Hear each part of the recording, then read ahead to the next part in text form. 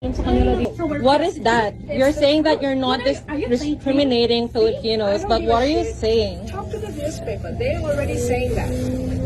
No, talk to yourself. It doesn't bother me. I'm not a Filipino. Oh, You're really? not bothered. Why you keep on talking? You are the one who keeps bringing shit about like Filipinos.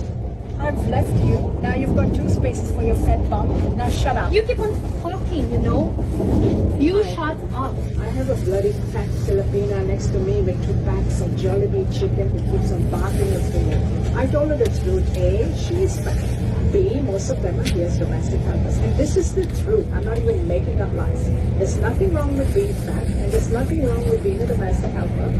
With being fat, if you're taking up some of someone's space, then there is an issue. And being a domestic helper, there isn't any issue. I don't know why these people are talking. We don't come here and throw ourselves at white men like most of these Filipinos do. We earn our own money. We make our own way in life. We're not like that. We're not domestic helpers. We are not prostitutes. We don't hang around one child like they do. We're all here, born here, educated here, studied here. So you are saying that I'm not a resident here. I'm not even talking to this person. I don't even know why she's talking to me. She carries on. 99% of them are not even resident here. 95% of them are domestic helpers. Kinukuhanan ko siya at post mo mamaya. Statistics. You can't even tell the truth. If you can't tell the truth, why should you lie? Why am I going to lie and say most of them are here as residents? It's not really true. Kanina pa yan, te. Bastos yan. Kanina pa eh. Nag-discriminate kanina pa eh. Tignan mo yung space ko, te. Ang bastos, kanina pa. No, I'm gonna talk to mom. I'm gonna talk to mom. Yeah, go and stuff your face with the chicken. That's what I do. Kakausapin ko si mama na kausapin yung abogado. Yeah. Hayaan mo na lang siya, kinuhanan ko siya. Kinukuhanan ko siya. May kaibigan tayong abogado to. And there's a lot of children here, look.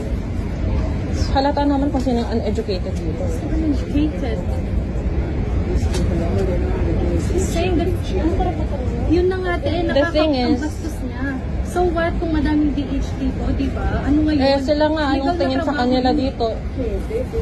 Bastos niya. Immigrant nga tingin sa kanila dito. All the Chinese will know that they are helpless. All the Chinese tell me they are the helpless. It's not even I who say that. Well, I'm not an helper. She's not an Can you stop helper. interrupting my conversation? I'm not even talking to you, bitch. I don't know why the bitch keeps interfering in my conversation. Ang daming problema sa mundo, te. She keeps putting a saliva on her. There's so much chicken in your Siya nga belly. tong kanina pang nagdudura dito. Kaya nga.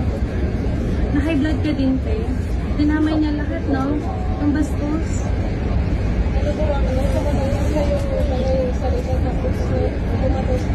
Kaya nga, eh. I'm sure the smell of chicken permeates through the whole compartment of the train.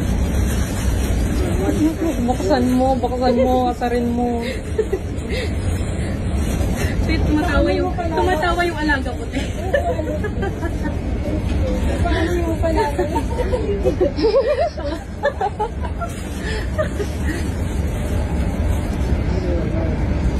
Where did they hire her from? Don't even sign a contract with another Filipino. I don't know why. They just sign Iyok ka sa nanay mo. just kind of shame. They just want to work here and then they just don't know anything. You wanna sit down? You okay?